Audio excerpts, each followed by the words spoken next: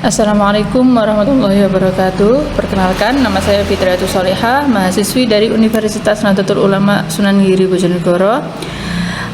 Akan memberikan sedikit pemaparan tentang konsep ukuran tendensi sentral data tunggal, yaitu yang terdiri dari mean, median, dan mode atau modul. Yang pertama ada mean atau mean, atau kita bisa terjemahkan dengan sebutan nilai rata-rata. Berfungsi untuk merepresentasikan data tengah.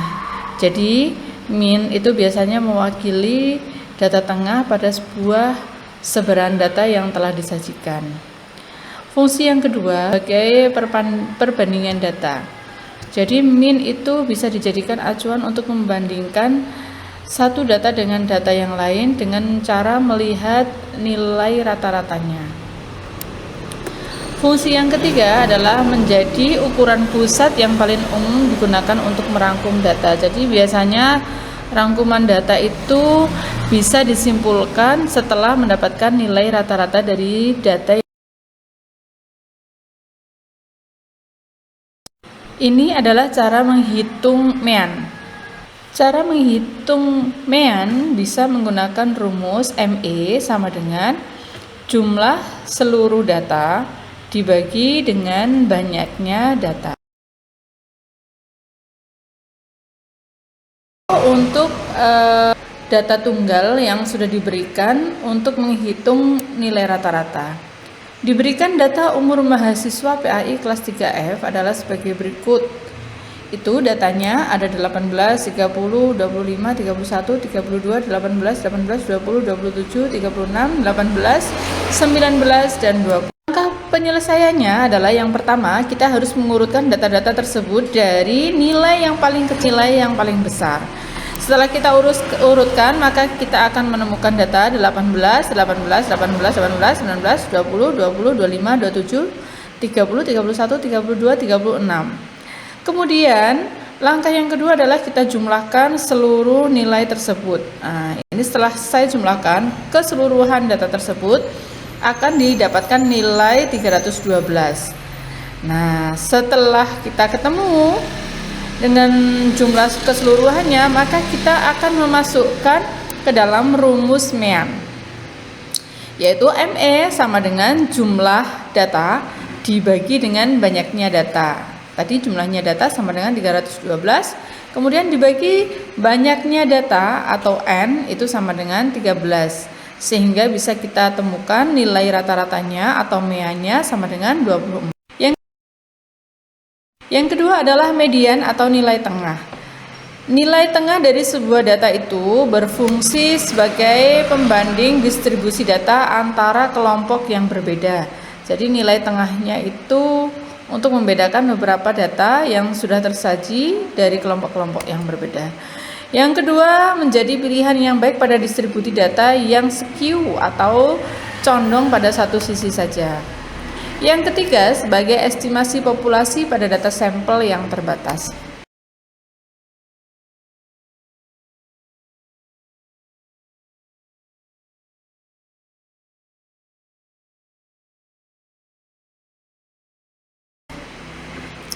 Teman-teman mahasiswa, cara untuk menemukan median atau kita singkat sebagai MED, kita mempunyai dua rumus, yaitu untuk data yang jumlahnya ganjil dan data yang jumlahnya genap.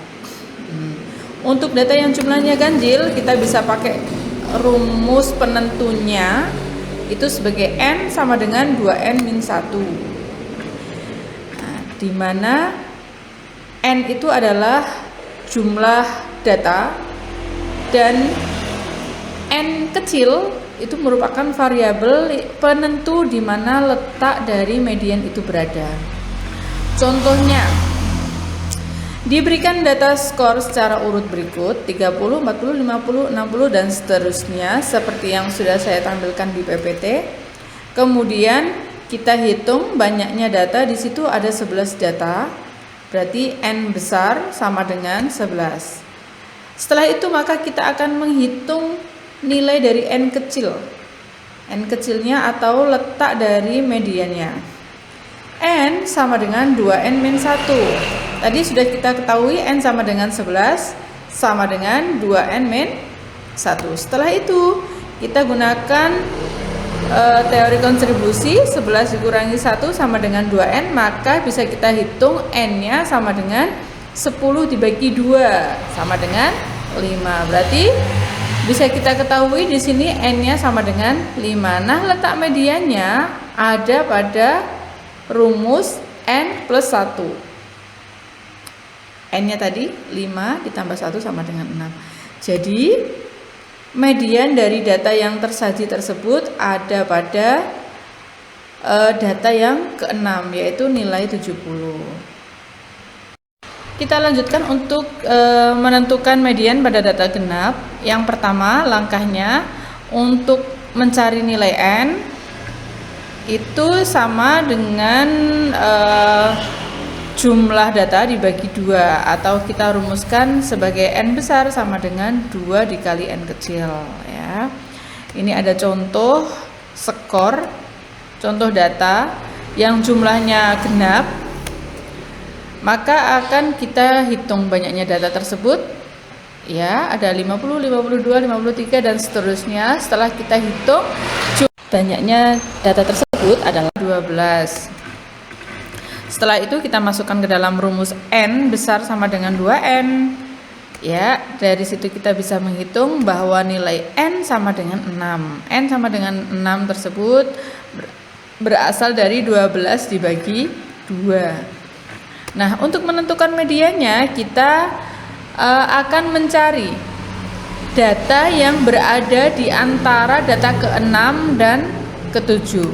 Karena ini data genap, maka kita menggunakan rumus yang berbeda dari data ganjil tadi. Data ke-6 adalah 60, kemudian data ke-7 adalah 61. Kemudian kita bagi 2. Sehingga kita menemukan nilai 60,5. Maka di sini mediannya adalah 60,5. Yes. Dan yang terakhir adalah modus.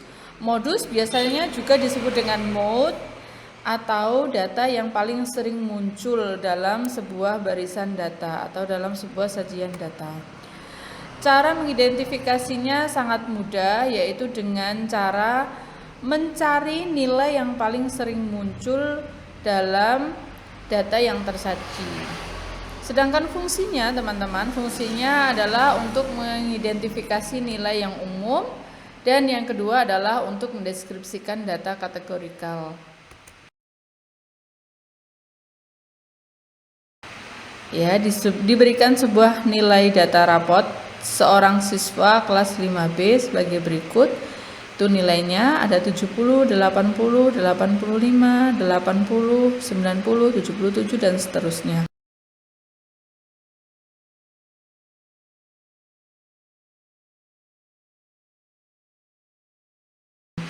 Maka langkah yang kita lakukan yang pertama adalah mengurutkan data tersebut dari yang paling kecil menjadi mengurutkan data yang paling kecil ke yang paling besar dulu. Setelah diurutkan, kemudian kita akan mencari data yang paling sering muncul di situ. Setelah diurutkan menjadi seperti itu susunannya, dan bisa kita lihat tanpa kita menghitung, data yang paling banyak adalah nilai 90. Maka mode atau modusnya adalah 90. Oke, terima kasih.